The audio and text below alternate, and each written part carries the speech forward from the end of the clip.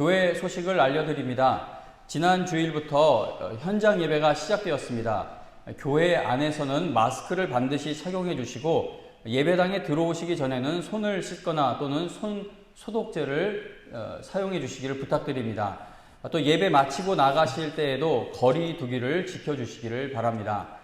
조금이라도 몸에 이상 증상이 있을 경우, 감기 몸살 증상 또는 기침 이런 증상이 있을 경우 온라인 예배로 드리시기를 부탁드립니다. 교회 주보에 은퇴하실 직분자들 명단과 직분자 후보 명단을 실어드렸습니다. 온라인 예배 드리시는 성도님들은 교회 홈페이지를 방문하시면 주보를 보실 수 있습니다. 꼼꼼히 살펴보시고 혹시 이름이 누락되었거나 이름이 빠졌거나 또는 수정해야 할 부분이 있으면 교구 목사님께 꼭 알려주시면 감사하겠습니다. 그래서 이 수정 보완하여 최종 확정 명단은 다음 주일에 한 번 더 공지해 드리도록 하겠습니다. 현재 코로나19 상황으로 인해 원래 계획했던 임직식 일정을 실행에 옮기는 것에 있어 많은 어려움이 있습니다. 예를 들어 원래 계획에는 직분자 후보자들 이제 세워지면 우리 장로님들하고 같이 면담도 하고 얘기도 나누고 또 기도회도 갖고 직분자 교육도 시작을 하려고 했습니다. 그러나 현재 코로나19로 인해 모이는 것이 어려운 상황입니다. 모든 것이 어려운 상황에서도 하나님의 크신 은혜를 체험하고 찬양하는 은퇴식 그리고 임직식이 될 수 있기를 위해 기도해 주시기를 부탁드립니다. 다 같이 사도신경으로 우리의 신앙을 고백하겠습니다.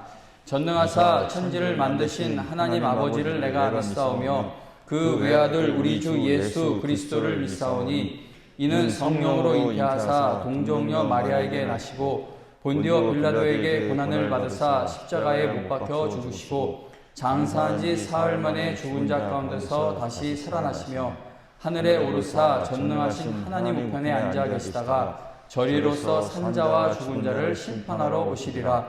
성령을 믿사오며 거룩한 공예와 성도가 서로 교통하는 것과 죄를 사하여 주시는 것과 몸이 다시 사는 것과 영원히 사는 것을 믿사옵나이다. 아멘. 찬송가 585장 통일 찬송가는 384장입니다.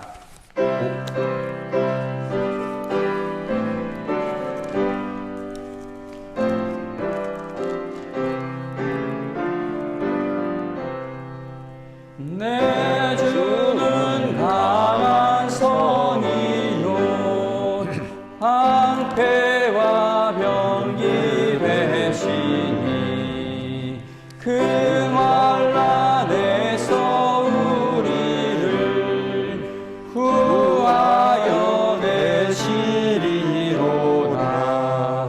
옛 원수 마귀는 이때로 힘을 써 모략과 권세로 무기를 삼으니 천하에 누가 당하랴.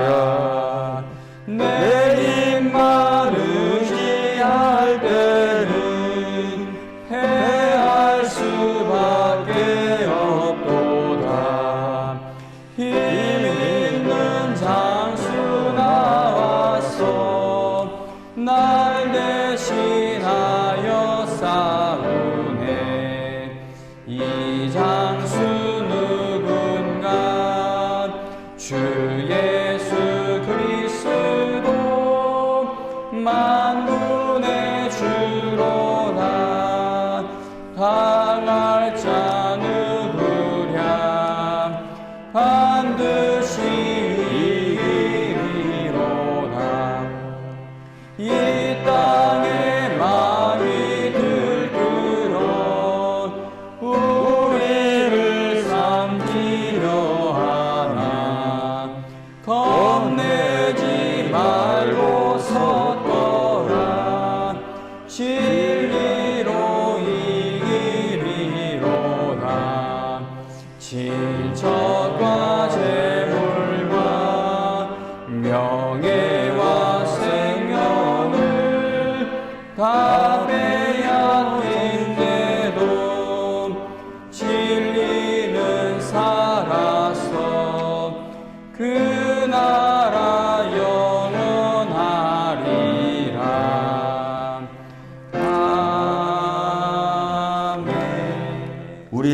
삶의 주인 되시는 주님, 거룩한 주일날 영광교회 예배의 자리로 인도하여 주심을 감사드립니다.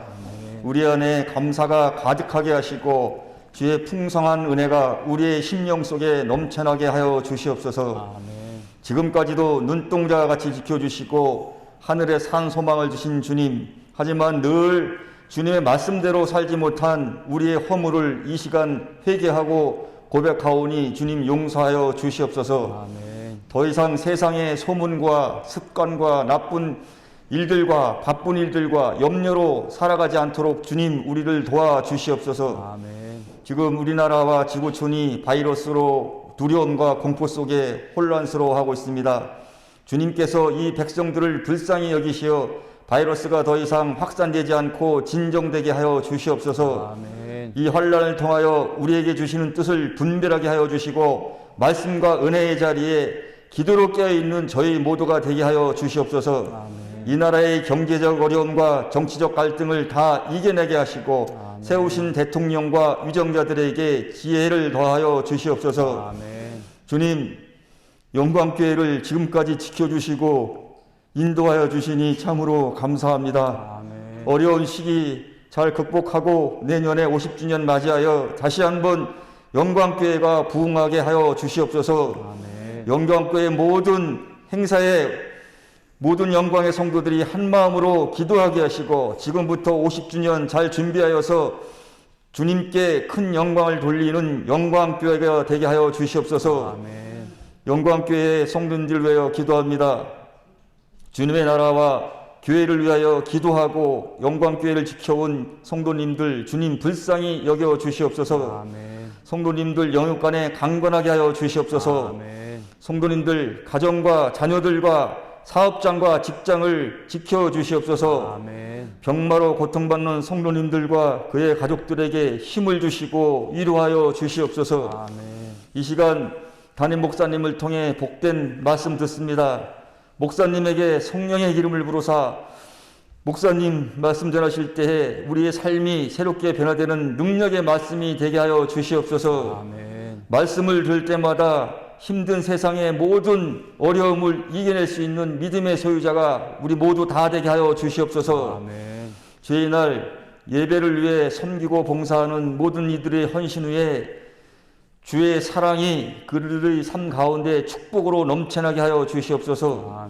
이 모든 말씀을 우리 주 예수 그리스도의 이름으로 기도하옵나이다. 아멘. 함께 은혜 받으실 하나님 말씀은 시편 1편 1절부터 3절 그리고 119편 1절과 2절입니다. 주보에 본문을 실어드렸습니다. 시편 1편 1절부터 3절 그리고 119편 1절과 2절인데 먼저 시편 1편 1절에서 3절 말씀을 읽어드립니다. 하나님 말씀 읽어드립니다. 복 있는 사람은 악인들의 꾀를 따르지 아니하며 죄인들의 길에 서지 아니하며 오만한 자들의 자리에 앉지 아니하고 오직 여호와의 율법을 즐거워하여 그의 율법을 주야로 묵상하는도다. 그는 시냇가에 심은 나무가 철을 따라 열매를 맺으며 그 잎사귀가 마르지 아니함 같으니 그가 하는 모든 일이 다 형통하리로다. 아멘. 이어서 119편 1절 2절 읽어드립니다. 하나님 말씀 읽어드립니다.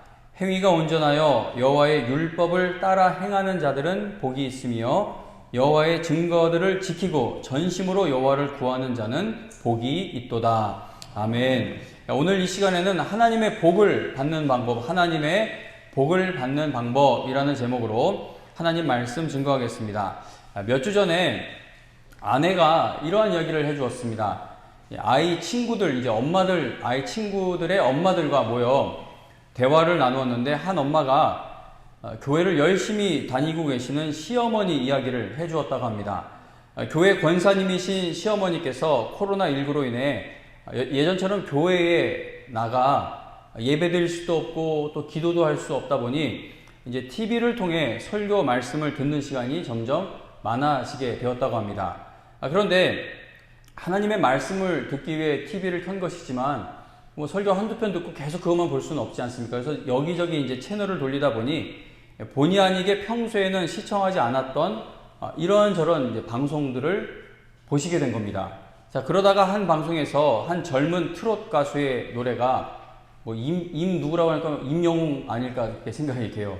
어쨌든 그 젊은 트롯 가수의 노래가 너무 좋아 그 가수가 부르는 노래를 반복해서 듣고 또 듣게 되셨다고 합니다. 그러다 어느 날 이 권사님이 집안일을 보면서 그 가수가 부른 노래를 흥얼거리고 있는 자기 자신을 발견하고는 충격을 받으셨다고 합니다. 저 같은 사람은 뭐 세상 노래 좀 불렀다고 뭐 충격을 받아 부를 수도, 노래방도 가는데, 근데 이 권사님은 충격을 받으셨어요. 그 권사님의 아들은 평생을 찬송가만 흥얼거리던 엄마가 유행가를 흥얼거리는 것은 처음 봤다고 말할 정도로 그 권사님은 하나님을 열심히 믿는 분이십니다. 지금까지 세상 노래에 별 관심을 두지 않았고 늘 찬양만 부르시던 권사님이 어느 순간부터 세상 노래를 흥얼거리고 있는 자신을 발견하고는 마음 아파하며 회개하고는 요즘은 다시 찬양을 흥얼거리고 계신다고 합니다.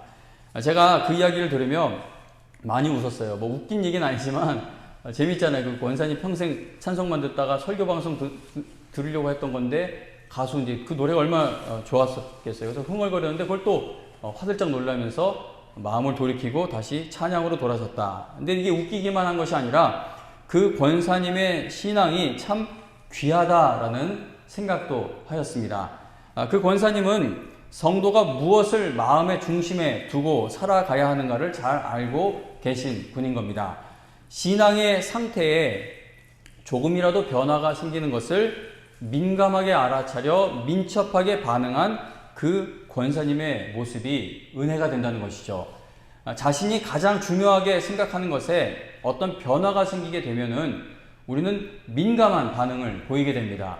뭐 예를 들면 체중 조절에 최고 목표를 둔 사람은 몸무게에 아주 작은 변화만 있어도 절대 그 변화를 놓치지 않습니다. 주식에 목표를 둔 분은 주식과 관련된 작은 변동도 놓치지 않으려고 쉬지 않고 하루 종일 그거를 중간중간 확인을 하죠. 얼마 전 수도권 거리두기 2.5단계가 2개월 가까이 시행되었을 때 헬스장도 영업을 중단해야 했었습니다.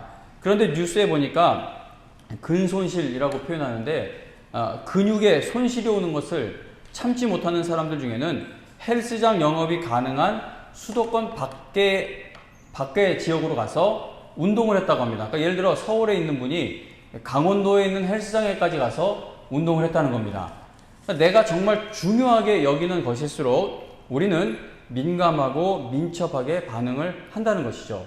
조금이라도 손해가 올 것 같거나 조금이라도 이게 좀 불안할 것 같으면은 우리가 그 대처를 얼마나 빨리 하는지 모릅니다. 자, 그렇다면 하나님의 자녀가 된 사람들은 어떤 일에 대해 이러한 반응을 보여야 마땅하겠습니까? 성도는 자신이 하나님의 말씀에 반응하는 상태를 늘 확인해야 합니다. 앞서 말씀드린 그 권사님처럼 세상 노래 부르는 거 뭐 그게 죄겠어요. 그거 부르면서도 기도 다 하고 할 수 있습니다. 그러나 지금까지 내가 그 믿음의 상태를 지킨 것에서 조금이라도 이게 믿음의 상태에 조금이라도 다른 것에 변화가 있을 때 반응을 해야 하는 것처럼 성도가 최고 민감하게 반응해야 하는 것은 하나님의 말씀에 반응하는 그 모습입니다. 우리가 구원받은 것은 하나님께서 우리에게 하나님의 말씀에 믿음으로 반응할 수 있는 은혜를 베푸셨기 때문입니다. 우리가 말씀에 반응을 하였기 때문에 구원을 받은 것이죠. 뭐 엄청난 기적을 보았던 뭐가 되었던 결국은 말씀 앞에서의 반응이 없이는 구원에 이르지 못합니다. 하나님의 말씀에 믿음으로 반응함으로 인해 구원의 여정이 시작된 것입니다. 그리고 하늘나라 가는 그날까지 성도의 실패와 성공은 하나님의 말씀에 어떠한 반응을 하느냐에 달려 있습니다.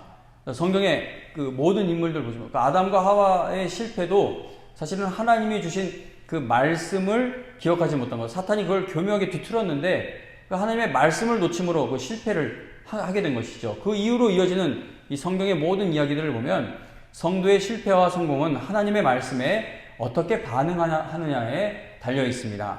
아무리 망해버린 것처럼 보여도, 소망이 요만큼도 남지 않은 것처럼 보여도 하나님의 말씀에 반응할 수 있는 마음이 살아있는 성도는 결코 망한 것이 아닙니다.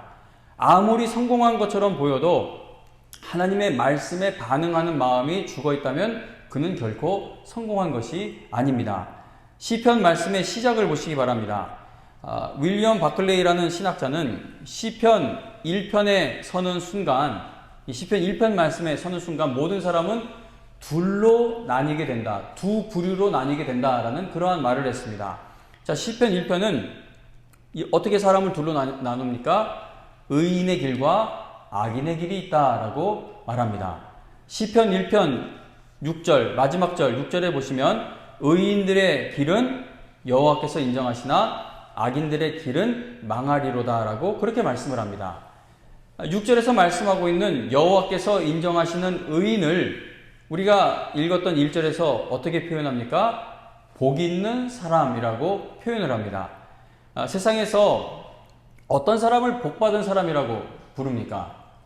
어떤 사람이 복받은 사람이죠? 뭔가를 많이 가진 사람, 뭔가를 이룬 사람, 그러니까 남들보다 더 나은 위치, 성공한 위치에 있는 사람들, 그런 것을 가진 사람을 복받았다라고 세상은 말합니다. 그러나 성경은 어떤 사람을 두고 복받은 사람이라고 말씀을 하고 있죠? 2절에 보시면 복 있는 사람은 누구입니까? 오직 여호와의 율법, 하나님의 말씀을 즐거워해서 그의 율법을, 하나님의 말씀을 주야로 묵상하는 사람이다라는 것을 알려줍니다. 하나님의 말씀으로 인해 즐거워할 줄 아는 사람이 하나님의 복을 받은 사람이라는 것이죠. 우리가 읽은 시편 119편 1절과 2절도 보면은 누가 복이 있습니까? 여호와의 율법을 따라, 하나님의 말씀을 따라 행하는 사람들이 복이 있고, 여호와의 증거들을, 하나님의 말씀을 지키는 사람이 복이 있다라고 말씀합니다. 하나님의 말씀에 순종할 줄 아는 성도가 복이 있다는 겁니다. 감사합니다, 장로님. 제가 항상 긴장감, 근데 제가 늘 죄송한 건 뭐냐면, 혼자 연습을 해봐요. 제가 정말 많은 목사님들 설교를 봐요. 그래서, 아멘은 저렇게 좀 틈을 주고 뭘 해야 아멘이 나오는데, 안 돼요. 이 흐름을. 근데 장로님 어떻게 그걸 놓치지 않으시고 잘 이렇게 잡으셔서 감사합니다. 만일 누군가가 여러분에게 당신은 하나님의 큰 복을 받은 사람입니까? 라고 질문한다면 여러분들 어떤 걸 가장 먼저 확인을 하려고 하십니까? 당신 하나님께 복 받았어? 라고 물어보면 우리 어떤 걸 먼저 생각을 합니까? 내가 예수 믿어서 뭐가 잘 됐는지를 먼저 확인을 하려고 하죠. 예수 믿어서 뭐 복 받은 게 뭐야? 라고 하면은 뭔가 난 뭘 자랑할 수 있을까? 나는 뭐가 잘 되었을까? 내가 뭘 얼마큼 소유하고 있나? 그걸 먼저 확인하려고 할 때가 많습니다. 그러나 오늘 우리가 펴고 있는 이 시편 말씀을 보시면 하나님의 말씀으로 인해 즐거워하고 하나님의 말씀에 순종할 줄 아는 성도가 하나님의 복을 받은 성도라는 것을 너무나 분명하게 알려주고 있습니다. 그러므로 만일 누군가가 여러분들에게 당신은 하나님께 복받은 사람입니까? 라고 묻는다면 당신 그런 병에 걸렸네요. 복받은 거 맞아요? 당신 자녀가 그렇네요. 복받은 거 맞아요? 당신 가정이 그렇네요. 복받은 거 맞습니까? 사업이 그런 상황이 있는데 하나님께 복받은 사람입니까? 라고 누가 여러분들에게 묻는다면 여러분들은 네, 저는 하나님의 말씀에 믿음으로 반응하여 구원받은 후부터 하나님의 말씀으로 인해 즐거워하고 있고 하나님의 말씀에 순종하는 것을 기뻐하고 있으니 나는 하나님께 큰 복을 받은 사람이 확실합니다 라고 대답하실 수 있어야 할 것입니다. 자동차를 구입할 때 보면 또 자동차 얘기를 하는데 자동차 구입할 때 보면 어떤 선택 품목을 추가하느냐에 따라 차 가격이 너무나 달라집니다. 막 1,000만 원 이상 차이가 나기도 하는데 옵션이라는 것을 추가할수록 차값이 올라갑니다. 자동차에 옵션을 추가하면 할수록 편하고 좋죠. 운전하는데도 뭐 더 안전할 것 같기도 하고. 그러나 옵션을 추가하지 않아도 차를 운행하는데 아무 문제가 없습니다. 자동차에 옵션을 추가하지 않아도 대한민국 교통 법규를 지키며 운전할 수 있는 모든 기능은 기본으로 자동차에 다 장착이 되어 나오기 때문입니다. 그래서 자동차를 구입할 때 옵션을 추가하면 매우 좋지만 그러나 추가하지 않아도 차를 몰고 다니는 데는 아무 문제가 없다는 겁니다. 우리는 신앙생활을 하면서 하나님의 복을 받는 것을 자동차 옵션과 같이 생각할 때가 많진 않은가 그렇게 걱정을 해봅니다. 하나님의 복을 받으면 너무나 좋지만, 하나님의 복을 받으면 참 좋지만, 하나님의 복을 받지 않아도, 받지 못해도 괜찮아 라고 생각하며 살아가는 것은 아닌가. 그래서 우리가 은혜 받아야 한다고, 이 은혜 받는 자리에 나와야 한다고 하는데, 난 그냥 뭐 이 정도로 만족하고 살래, 뭐 더 안 받아도 돼, 그런 식으로 생각을 하지 않을까 걱정이 된다는 것이죠. 성도님 여러분, 하나님의 복은 옵션이 아니라 하나님의 복은 반드시 받아야 하는 것입니다. 왜냐하면 시편 기자는 이 세상에 단 두 종류의 사람만이 있는데, 그 두 종류의 사람은 바로 하나님의 복을 받은 사람과 그렇지 못한 사람이라고 말씀하고 있기 때문입니다. 시편 1편의 말씀은 인류 역사의 인구가 얼마가 되었든 간에, 뭐 70억, 80억, 뭐 100억 명, 하여튼 몇 명이 되었든지 간에, 인류 역사의 총 인구가, 앞으로 또 태어날 인구가 몇 명이 되었든지 간에, 그리고 각자 어떤 인생을 살고 있든지 간에, 모든 사람은요, 영원의 관점에서 볼 때 영원한 생명을 누리는 삶을 향해 가고 있거나, 아니면 영원한 멸망을 향해 가고 있다라는 사실을 이 본문에서 알려주고 있다는 겁니다. 우리는 지금 시편 1편에서 알려주고 있는 복 있는 사람의 길과 악인의 길, 즉 이 두 개의 갈림길에 지금 서 있는 게 아니라, 이 두 개 중에 하나 앞에 우리가 서 있구나, 우리가 지금 그 앞에 서 있는 것이 아니라, 우리는 이미 이 두 길 가운데 한 길 안에 들어서서 걷고 있는 중입니다. 복 있는 사람의 길을 걷고 있든지, 아니면 멸망당할 길로 가고 있든지, 둘 중 하나의 길에 이미 들어서 있다는 것이죠. 내가 어떤 길을 걷고 있는지는 내가 하나님의 말씀에 보이는 내 마음의 반응을 확인해 보면은 알 수 있습니다. 시편 1편과 119편은 하나님의 복을 받은 사람은 하나님의 말씀으로 기뻐하며 하나님의 말씀에 순종하는 사람이라는 것을 너무나 분명하게 말씀하고 있습니다. 삶의 문제로 인해 마음이 병들고 점점점 시들어 메말라가 버리고 있다면, 회복의 길로 돌아올 생각을 하지 못하고 있다면, 그것은 하나님의 말씀으로 인해 즐거워하는 삶을 살지 못하고 있기 때문일 것입니다. 시편 1편 1절부터 3절에 보면 하나님의 말씀을 즐거워하여 하나님의 말씀을 주야로 묵상하는 하나님의 그 복을 받은 사람은 어떻다고 합니까? 시냇가에 심은 나무가 철을 따라 열매를 맺고 잎사귀가 마르지 않는 것처럼 모든 일이 다 형통할 것이라고 말씀합니다. 이게 복 있는 사람인데, 우리가 세상의 문제로 물론 염려, 근심, 넘어지고 아프고 뭐 죽고 싶은 생각이 들기도 하고 여러 가지 부정적인 감정이 엄습해 오긴 하죠. 근데 그 감정의 싸움, 그 영적 싸움에서 전혀 이길 힘을 내지 못하고 있다면 지금 이 말씀에서 벗어나 있는 것이 아닐까 확인해 볼 필요가 있다는 겁니다. 성경에서 말씀하는 이 형통이라는 것은 하나님이 함께 하시는 것을 의미합니다.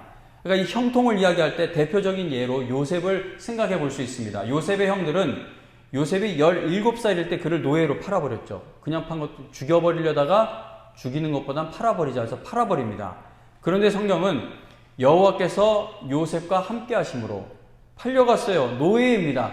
그런데 여호와께서 그 상황에서도 요셉과 함께 하심으로 그가 형통한 자가 되었다라고 말씀합니다.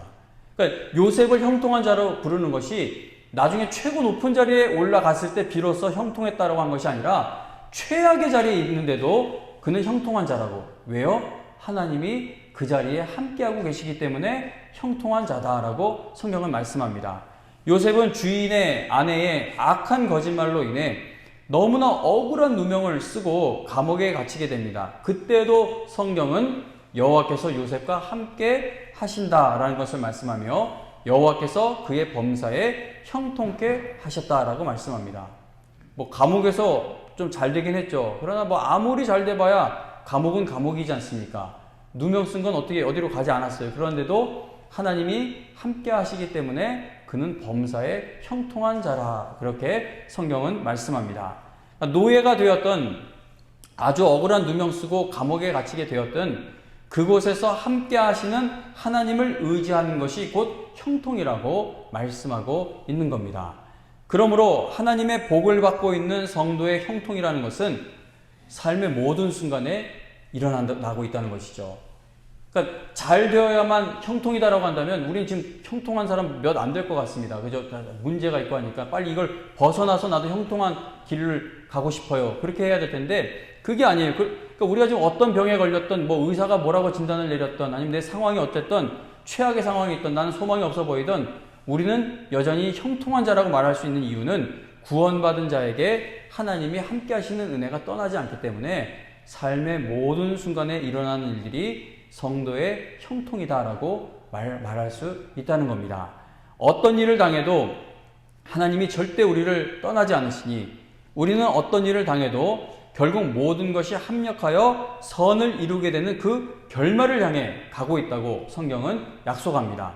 그러므로 성도는 범사에 형통하는 사람들이고 범사에 감사할 수 있는 사람들입니다. 오늘 말씀을 준비하면서 읽게 된 책들 가운데 도지원 목사님이라는 분의 시편 설교집이 있습니다. 이분이 누구인지 모르겠어요. 이거 오늘 말씀이 원래 청년부 겨울 수련회 강사로 제가 초빙돼서 말씀대로 사는 걸 주제로 이렇게 준비하느라 여러 책을 읽었는데 그 중에 도지원 목사님이라는 분이 계신데 그 시편 설교집이 있습니다. 이 목사님은 2015년 2월 어느 날 근육암, 근육에도 암이 그런 병이 있나 봅니다. 근육암 진단을 받으셨는데 그 암을 치료받는 과정이 얼마나 견디기가 힘들고 고통스러웠는지 책에서 설명을 합니다.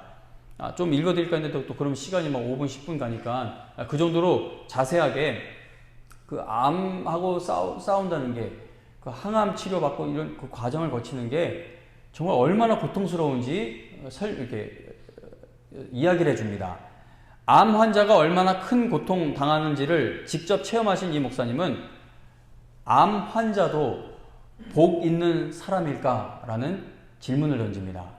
이 목사님은 그 고통스러운 방사선 치료와 항암 치료를 받는 동안 시편 1편과 23편 그리고 121편을 늘 암송했다고 합니다.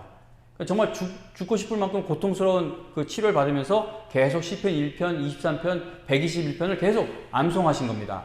이 목사님이 내린 결론은 그러니까 암 환자도 복 있는 사람일까라는 그 질문에 대해 내린 결론은 시편 1편 말씀에 의하면 암 환자도 복 있는 사람이다라는 그 결론에 도달합니다. 이 목사님이 암 투병 중에 이제 시편 1편 말씀을 암송하며 드렸던 기도의 한 부분을 읽어드리겠습니다. 목사님이 시편 1편을 가지고 암 투병하는 가운데 시편 1편을 가지고 이렇게 기도를 합니다. 하나님 아버지, 지금까지 세상이 말하는 복을 추구해온 저를 용서해 주소서. 이제부터 성경이 말하는 복 있는 사람이 되기를 원합니다. 저에게 하나님의 말씀을 즐거워하는 마음을 주옵소서.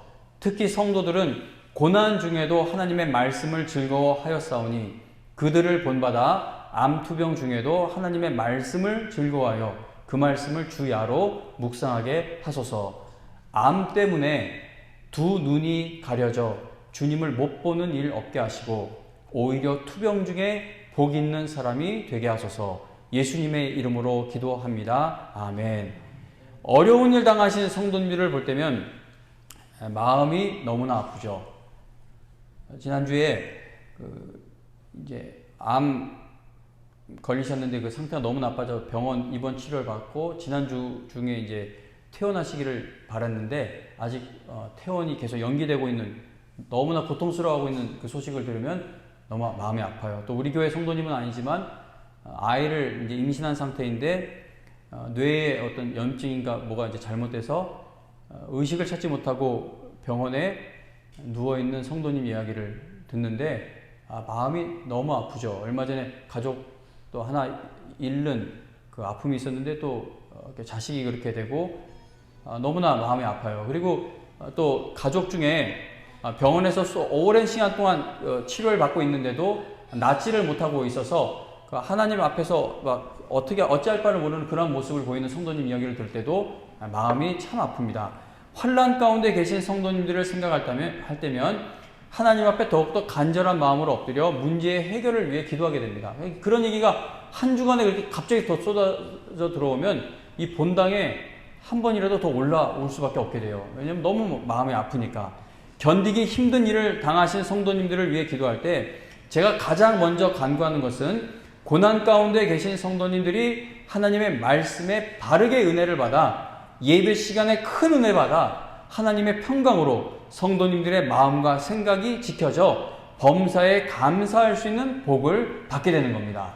그걸 먼저 기도하고 그리고 하나님 아버지 고쳐주세요. 다시 예배당으로 돌아오게 해주세요. 하나님 아버지 그 문제를 해결해 주세요.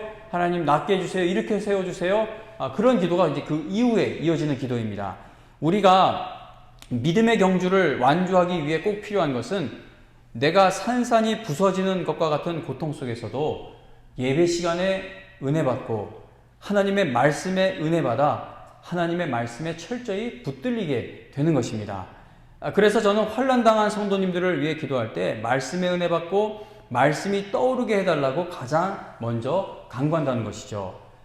지난 한 주간 방금 말씀드린 것처럼 아픈 분들의 소식을 들으며 마음이 얼마나 무거운지 모릅니다. 무거웠는지 모릅니다. 아픈 분들 명단이 이만큼 있는데 또 지난 한두 주간 안에 또 더 심각한 상태에 있는 분들 이름이 올라와요. 그리고 여러 가지로 어렵죠.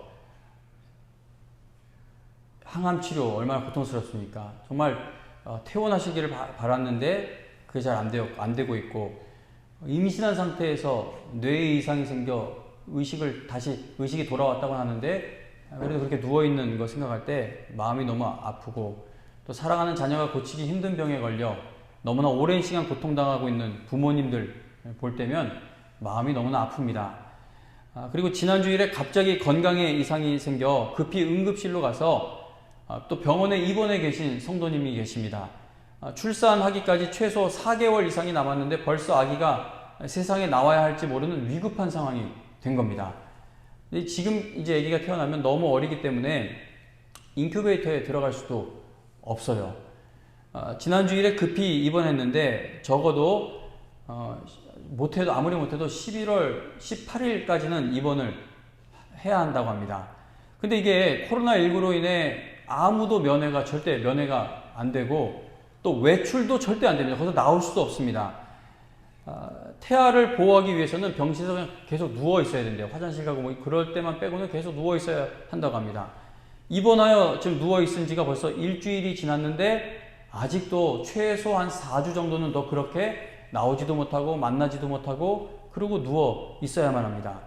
아프신 성도님들의 상황을 제가 설교 시간에 공개적으로 이렇게 알리는 게 조심스러워요. 이것도 먼저 연락해서 좀 이렇게 대략적으로라도 얘기를 나눠도 됩니까? 라고 먼저 허락을 받고 이렇게 말씀을 드리는 겁니다.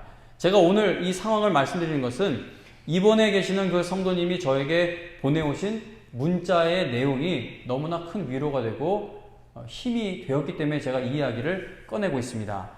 목사님, 지금 이 시간이 하나님께서 괜히 주신 시간이 아니라는 거 너무 잘 알고 있습니다. 라고 그 문장으로 시작되는 문자를 보내주셨는데, 제가 그 문자 내용에 다는 자세하게는 못 읽어드리고 조금 제가 이렇게 압축해서 읽어드리도록 하겠습니다. 목사님, 입원한 어제, 그러니까 주일부터 영광교회 예배, 그러니까 설교 말씀 영상을 처음부터 다시 보고 있는데, 누워서 아무것도 못 하잖아요. 근데 예배 영상을, 설교 말씀을 듣는 겁니다. 처음부터 다 듣고 있는데, 목사님의 설교 말씀을 듣는 중에 하나님께서 일하시는 방법을 다시 한 번 더 깨닫게 되어 제가 다시 힘을 내고 견딜 수 있게 되었습니다. 하나님께서 저의 뱃속에, 태 속에 있는 이 아이를 건강하게 태어나게 하셔서 우리에게 주시면 너무 감사하겠지만, 또 하나님의 뜻이 아니라면 분명 우리가 알지 못하는 하나님의 분명한 계획이 있음을 저는 믿습니다. 지난 1년 동안 아이 챙기느라 하나님의 말씀에 집중하지 못했던 모습을 돌아보게 됩니다. 육아를 핑계로 주님을 바라보지 못했음을 회개하며 기도하고 있습니다. 지금 당한 일이 저와 저희 가족에게 너무나 큰 일이지만 이 시간을 통해 하나님을 바라보게 하시고 믿음으로 평안하게 하심에 감사드립니다. 말씀으로 바르게 양육해주고 계시는 목사님과 저를 위해 지금 간절히 기도해주고 계시는 모든 성도님들께 진심으로 감사드립니다. 여기까지만 읽어드리겠습니다. 시편 119편 71절에 보면 시편 기자는 고난당한 것이 내게 유익이라. 왜요? 이로 말미암아 내가 주의 율례들을, 주의 말씀을 배우게 되었나이다 라고 고백을 합니다. 같은 장 50절에서는 주의 말씀이 나를 살리셨다라고 그렇게 간증을 합니다. 이 세상에 어느 누구도 우리의 속사람을 새롭게 하지 못합니다. 우리 속사람을 새롭게 할 사람은 아무도 없어요. 여러분들이 아무리 존경하는 사람이 있다 할지라도, 여러분들을 아무리 사랑하는 사람이 있다 할지라도 죄로 물들어 있는 우리의 속사람을 누구도 새롭게 해주지 못합니다. 죽음을 향해 가고 있느라 날마다 낡아지고 있는 우리의 이 속사람을 어느 누가 날마다 새롭게 해줄 수 있겠습니까? 오늘은 종교개혁주일입니다. 종교개혁을 일으키는 일에 쓰임받았던 루터는 어떤 조직을 결성하고 그리고 자기 편을 만들어 교회를 개혁했던 것이 아니었죠. 그는 무엇보다 먼저 하나님의 말씀에 자기 목숨을 걸었을 때, 하나님의 말씀에 확신을 두었을 때 그를 돕는 자들이 생긴 것이고 조직이 형성되기 시작했고 함께하는 자들이 생겼던 겁니다. 오늘 읽은 이 찬송을, 부른 이 찬송을 우리가 종교개혁 주일 때마다 내주는 강한 성령, 이거는 종교개혁 주일 때마다 부른 루터가 지은 찬송인데, 이 마귀가 우리를 삼키려고 해도 겁내지 말아라. 왜냐하면 진리로 이길 것이기 때문이다. 말씀으로 이길 것이기 때문이다. 친척과 재물과 명예와 생명을 다 빼앗긴다 하더라도 진리는 살아서 그 나라 영원하리로다 라고 그렇게 노래를 하고 있습니다. 사도행전에도 보면 바울과 바나바는 하나님 말씀을 선포하는 일에 있어 절대 타협을 하지 않았죠. 그러자 말씀을 철저히 붙들었을 때 그 두 사람이 하나님께서 영생을 주시기로 작정된 자는 다 믿게 되는 놀라운 일이 일어나게 됩니다. 하나님의 말씀을 즐거워하며 하나님의 말씀에 순종하는 길을 가는 것이 늘 손해보는 일인 것처럼 보일 때가 참 많지만 사실은 하나님의 복을 받는 비결이라는 것이죠. 하나님의 말씀을 즐거워하며 하나님의 말씀에 순종하는 자를 하나님께서 반드시 도우시며 그러한 성도와 교회를 통해 하나님의 뜻과 계획을 이루어 가시는 복을 주실 것입니다. 지금 이 코로나 사태로 인해 다른 집회에 참여할 수 있는 길이 좀 막혀 있는 상태입니다. 근데 이게 다시 열리게 되어도 성도님 여러분, 너무 이렇게 막 기적을 강조하는 그런 집회는 되도록 가지 마시기 바랍니다. 우리가 마음이 회복되고 다시 일어서는 건요, 기적을 체험하고 기적 본다고 해서 되어지는 일이 아닙니다. 예수님이 기적을 부족하게 베푸셔서 백성들이 예수님을 못 박은 게 아니었죠. 봤어요. 다 봤어요. 출애굽할 때도 보면 하나님의 엄청난 능력을 옛날에 본 것도 아니고 불과 며칠 전에 봤고 몇 주 전에 봤고 매일매일 눈앞에 보고 있습니다. 그런데 그들이 계속 실패한 것은 하나님의 놀라운 능력을 보지 못하고 체험하지 못해서 실패했던 것이 아니라 말씀하시는 하나님을 만나지를 못했기 때문입니다. 성도님 여러분, 복 받았냐는 질문 앞에 다 흔들려요. 평생을 진짜 잘 예수를 믿은 것 같은데 내가 가장 아끼고 내가 가장 사랑하는 내가 가치를 두고 있는 것에 어떤 큰 문제가 생기면은 힘없이 픽픽 쓰러지는 모습을 보는 것이 너무나 마음이 아파요. 왜냐하면 고통당하는 모습도 마음이 아프지만 하나님 말씀에 뿌리를 내려야 하는데 다른 해결 방식으로 살아보려고 하니까 그게 마음이 아프다는 겁니다. 오늘 이 말씀을 보시기 바랍니다. 성경 어디를 찾아봐도 한번 찾아보시기 바랍니다. 성도의 성공과 실패는 하나님 말씀에 뿌리를 내리느냐 뿌리를 내리지 못하느냐 거기에 달려 있다는 겁니다. 우리는 우리의 노력만으로 시편 1편에서 말씀하는 이 복 있는 사람이 절대 될 수 없어요. 여태까지 설교하다 또 뒤집네. 그러니까 이런 말씀을 들을 때 그러면 뭔가 행위로 해보자는 걸로 오해될 수가 있어요. 복 있는 사람이 되려면 말씀을 철저히 지키면 되는 거예요. 그거 지키는 게 중요하지만 근데 아무리 지켜도요, 시편 1편에서 119편 이런 데서 말씀하는 이 복 있는 사람이 우리 힘으로는 될 수가 없다는 겁니다. 시편 1편에서 말씀하는 이 복 있는 사람의 모든 조건을 완벽하게 이루신 분은 오직 예수 그리스도밖에 없습니다. 오직 예수 그리스도만이 악인의 꾀를 쫓지 않으셨고 그분만이 죄인의 길에 서지 않으셨으며 오직 예수 그리스도만이 오만한 자의 자리에 앉지 않으신 유일한 분이십니다. 예수 그리스도께서 우리를 위해 이 복 있는 그 사람이 되어 주셨으니 이제 우리는 그 예수님을 전적으로 의지하며 나아갈 때 예수와 함께 죽고 예수와 함께 산 우리들이니 이제 이 예수님만을 의지하며 나아갈 때에 주님께서 보내신 성령의 능력으로 말미암아 말씀을 즐거워하며 말씀에 순종하는 복 있는 자들이 될 수가 있다는 겁니다. 그래서 이 하나님의 말씀에 따르는, 그러니까 우리가 시편 1편 말씀을 순종해야 할 말씀으로 보면요, 좌절감이 듭니다. 한 하루 이틀, 한 주 정도는 이 말씀대로 살 수가 있는데 그렇게 계속 못 살아요. 우리는 계속 죄를 짓는 죄의 습성이 있기 때문에. 그런데 예수님께서 이걸 다 이루시고 그분의 의를 우리에게 옷 입혀주심으로 예수 그리스도를 바라보는 자들에게는 이런 복 있는 사람의 자격을 입혀주신다고 하니 그게 얼마나 큰 은혜입니까? 그래서 이게 예수님이 이루신 모습이구나, 이게 내 모습이 될 날이 예약이 되어 있구나, 여기에 은혜를 받으면 말씀에 순종하는 삶을 살기 위해 온 힘을 다하게 된다는 것이죠. 그래서 항상 순서가 예수님을 바라보고 은혜받아 행위로 이어지는 순서가 되어야지 행위로 뭐를 해서 복을 끌어내려는 순서가 되어서는 안 된다는 겁니다. 예수 그리스도께서 우리를 위해, 여러분을 위해 복 있는 사람이 되어 주셨으니 이제 우리는 예수님만을 전적으로 의지하며 나아갈 때 주님께서 보내주신 성령의 능력을 힘입어 말씀을 즐거워하며 말씀에 순종하는 복 있는 사람들이 될 수가 있다는 겁니다. 그러므로 오늘 성도님 여러분, 이 말씀 붙들고 각자 문제투성이인 삶의 영역이 있으실 거 아닙니까? 그곳으로 복 있는 사람으로 당당히 돌아가 영적 싸움에서 승리하시기를 부탁드립니다.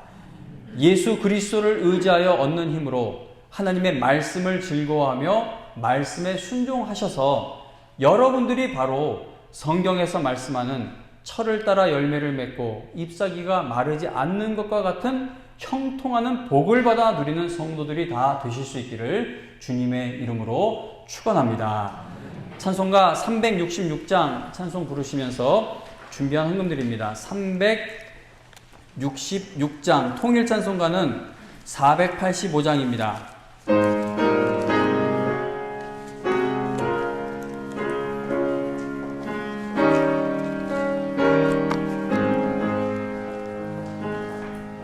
어두운 내 눈 밝히사 진리를 보게 하소서. 진리의 열쇠 내게 주사 참빛을 찾게 하소서. 기쁘신 뜻을 알고자 엎드려 기다리오니 내 눈을 뜨게 하소서. 성령이여 막혀진 내 귀 여시사 주님의 귀한 음성을 이 귀로 밝히 들을 때에 내 기쁨 한량 없겠네. 기쁘신 뜻을 알고자 엎드려 기다리오니 내 귀를 열어주소서. 성령이여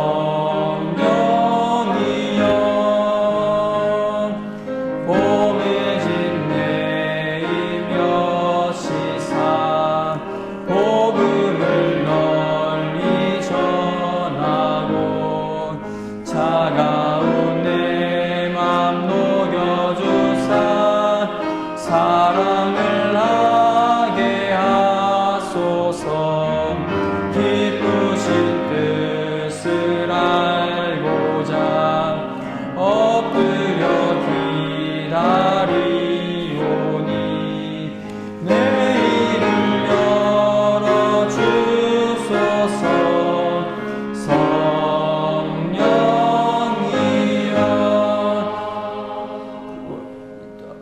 방역수칙에 통성기도는 금지되어 있습니다. 그런데 우리가 마음으로 통성기도 할 수 있지 않습니까?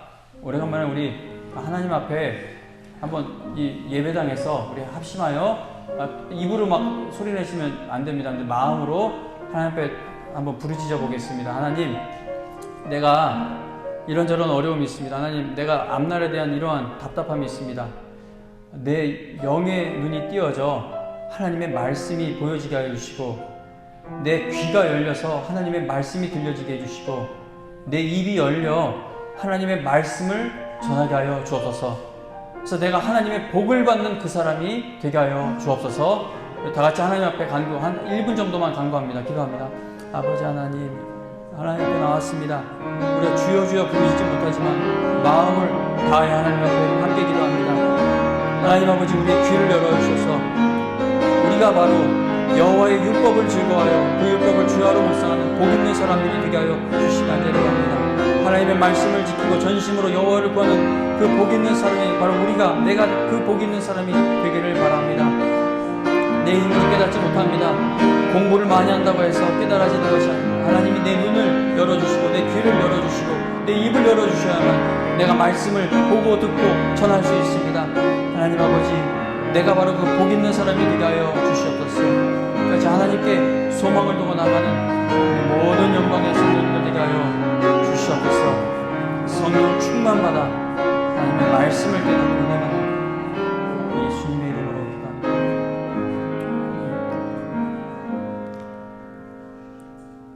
하나님 아버지, 신학 박사를 받는다고 해서 하나님의 말씀이 바르게 깨달아지는 게 아닙니다.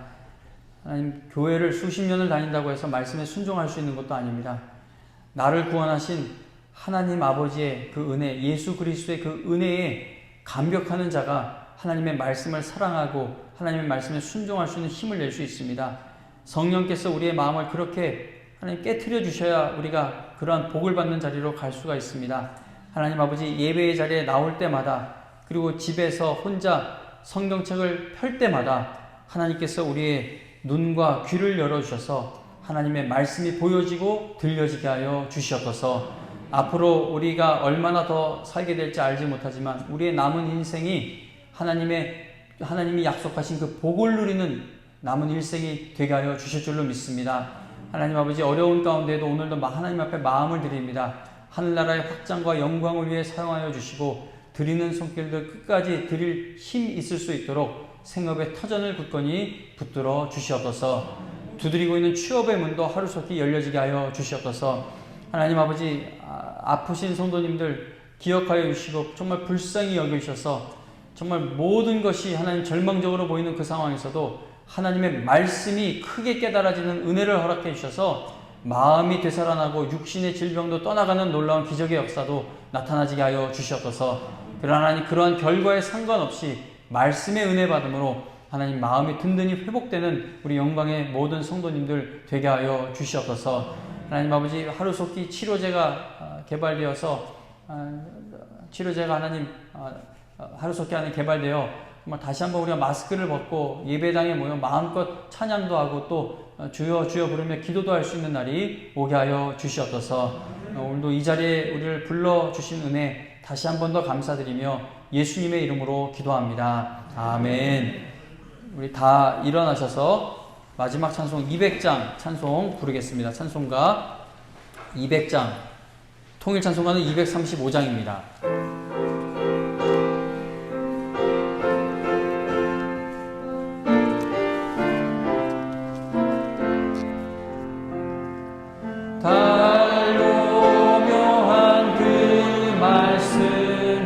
생명의 말씀은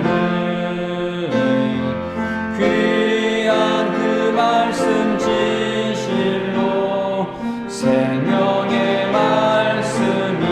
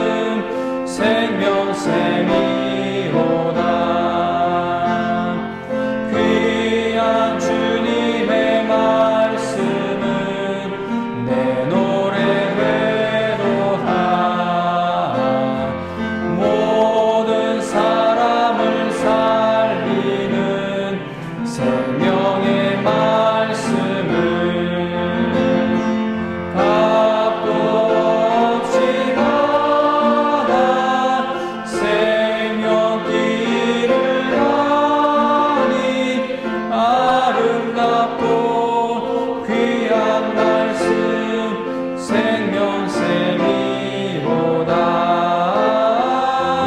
아름답고 귀한 말씀 생명샘이로다. 널리 울리어 퍼지는 생명의 말씀은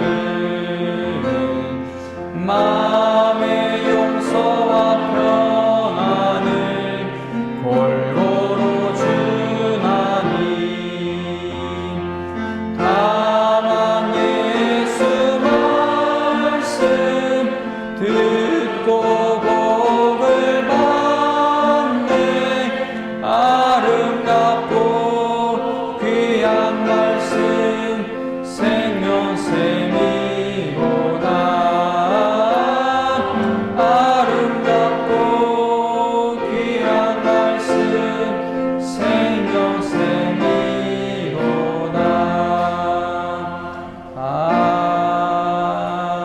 아멘. 이제는 우리가 복 있는 사람이 될 수 있는 그 영원한 길을 열어주신 우리 주 예수 그리스도의 은혜와 그 아들 예수님을 아끼지 않고 우리에게 보내주신 하나님 아버지의 그 극진하신 무한하신 사랑과 성령 하나님의 인도하시며 또 우리의 기도를 날마다 쉬지 않고 도우시는 그 놀라운 은혜가 오늘 이 예배를 드리며 내 남은 삶이 하나님의 복을 받아 누리는 삶, 정말 복 있는 사람으로 살아가기를 바라며 돌아가는 우리 영광의 모든 성도님들 머리 위에 지금으로부터 영원토록 함께하여 주시기를 간절히 축원하옵나이다. 아멘.